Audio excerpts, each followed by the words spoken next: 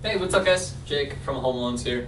Today we're going to be doing a quick interview with Brandon Butler. Brandon is a real estate agent out of Folsom with EXP. Just a good dude.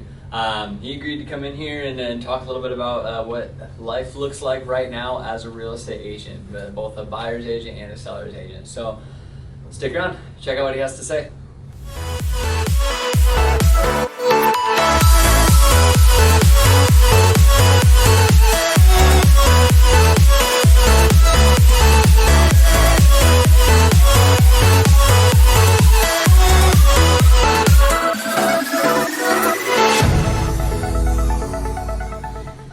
So I'm here with Brandon Butler. Brandon Butler is a real estate agent in Folsom with EXP Realty. Now, we're just going to get together and ask some questions today. So to start it off straight, Brandon, what does it look like to be a buyer's agent in this market? For sure. So it's a little bit more tedious than being a listing agent in this market. You've got to kind of have to be ready to show a lot of homes, submit a lot of offers, and just be ready to kind of educate your clients on what what this market is like. So you're gonna have to probably be placing several offers and just be ready to kind of get outbid by a lot of people. We're seeing a lot of people from the Bay Area come up and kind of just bid out a lot of people from this area as well.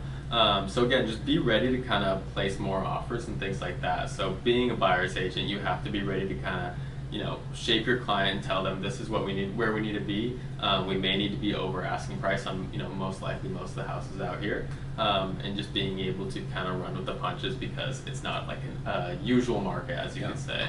No, absolutely. So you hit a couple of the kind of like, what it's really like to be. What do you feel like as a buyer's agent is the absolute hardest part of, being a buyer's agent in this market? For sure, yeah. So I'd say the emotions, just because being in real estate, you have to deal with people all the time, and that's not have to, you get to. You have to deal with the emotions. So it's like people are buying a house. This is their dream house, this forever house, for a lot of people. So you have to kind of look into the fact that this is like a really big purchase for them, and you need to understand that even though you may need to place multiple offers, that may not be something that they want to do. And a lot of people are looking for something very specific. So it's like, they have their perfect home. If they get outbid on it, they get kind of very discouraged, and I think that's the hardest part, is the fact that you can't really just get discouraged, because in this market you just have to keep going. Unless you have something super strong, like a strong pre-approval that's conventional, that's cash. I think it's like that emotional aspect that you have to deal with. Yeah, that makes sense. So in contrast to that, what do you feel like, what is it like being a seller's agent right now? Yeah, for sure. So being a listing agent, it's a little bit less tedious, just in the fact that obviously the buyer's agent are doing a lot of the work for you. It takes a while to find sellers because obviously, as you guys know, there's no inventory right now. So it's it's just finding a seller is definitely going to be hard. Once you have your connections and things like that, it gets a little bit easier. But finding a seller is the hard part. But then once you guys are ready to list on the market, it could go in 2 to 3 days. So that's kind of the easier part of that, that aspect of real estate, is just being a listing agent, you can get that done pretty quickly. Yeah. The harder part is once you have to deal with escrows and things like that, you have to deal with the buyer's agents, to where they have to, get their finances in line, make sure that you can close the deal, make sure you can get. A lot of people are doing no inspections, no appraisals, anything in this market, just because it slows the deal down. So you kind of just have to deal with all those little aspects that go into a transaction. But yeah, that's kind of the general consensus. Yeah. Do you feel like the market's going to continue going this direction? I mean, just over the next couple of years, what are your kind of thoughts on? Yeah, I'd say within the next year or so, it's going to stay pretty steady, as interest rates are rising. They're not rising too much to where it's unbearably high or anything like that. It's still significantly low compared to other times. Yeah. So I'd say that it's still going to continue to, prices are going to continue to go up. There's still people looking for homes. There's still little inventory. So that's kind of what's really driving the prices. And I think interest rates have historically kind of brought prices down, if they're going up, obviously. But that's just not the case right now, because we have no inventory and we have such a high demand for homes, that I think within the next year it's just going to kind of continue like that. Yeah. I'd say after this next year or so, it may kind of steady out. No correction or anything like that, but just calm down. Yeah, exactly. More listings coming on the market, less buyers, or not less buyers, but kind of more listings to complement those buyers. And things will kind of just level out. It'll be kind of at asking price or a little bit above. And I think we're kind of at that place to where we're we're all accustomed to like going over asking price, and I think that's kind of going to become a new norm. I know in the Bay Area they have stopped doing pretty much all contingencies, like so that, crazy. but like for the past 8 years or so. So it's like I think we're going to start kind of seeing that just because that's what everyone's so accustomed to. But I think definitely prices will start to just mellow out, and you won't have to be bidding way up just because of the the supply and demand level out of that. Yeah, no, that makes sense. It's definitely crazy out there. Oh yeah.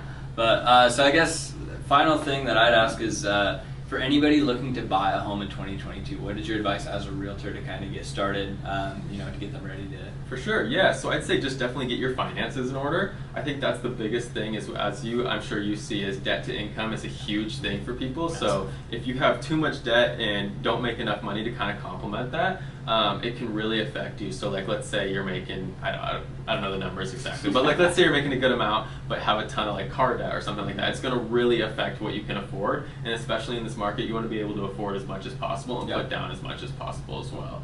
So I'd say get your finances in order, be ready to put down as much as you can, because it looks a little bit better for listing agents and sellers in that aspect, to where it can close easily and you won't have to keep going, things like that.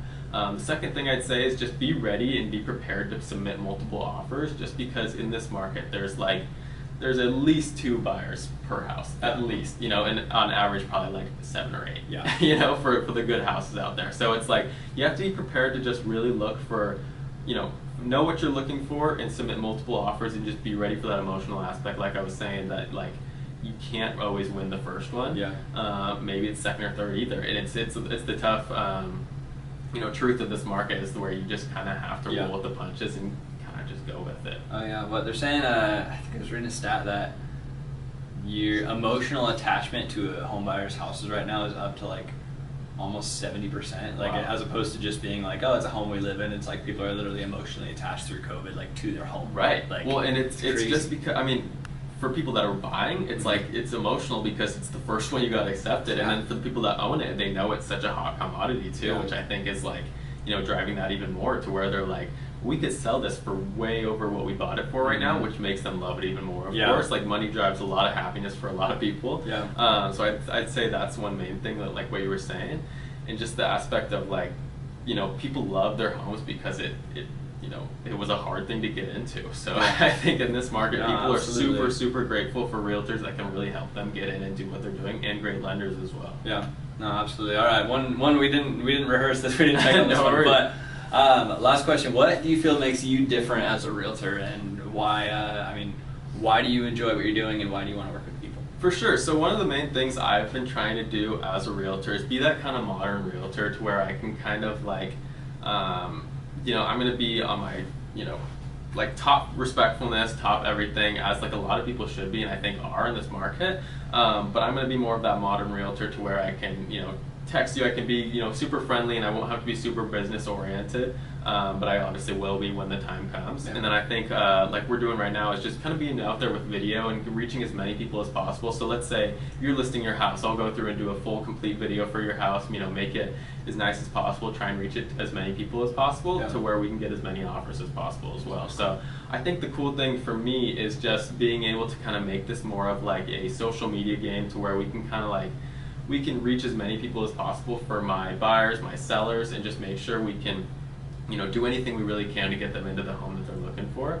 Another thing that I really take pride in, and that I've been trying to do, is if I have buyers that are looking for something on the market that kind of isn't there, which obviously isn't for a lot of people just because low inventory, I've been calling that neighborhood, I've been door knocking those neighborhoods, and just doing as much as possible to kind of get my name out there, and get my client's name out there and what they're looking for. So hopefully we can kind of connect with those people, just see what we can do for them, and hopefully help my buyers out as well. Cool. Yeah. Cool. Thanks for being here today. Of course. Thank you so much. Yeah, absolutely. Glad we got to do this and get a little interview in. And if you guys have any questions, please feel free to reach out. I'll link both of our social medias in the description. And if you need someone that you can trust, that you talk to, Brandon's a good dude for it. So. Thank you, sir. Yeah.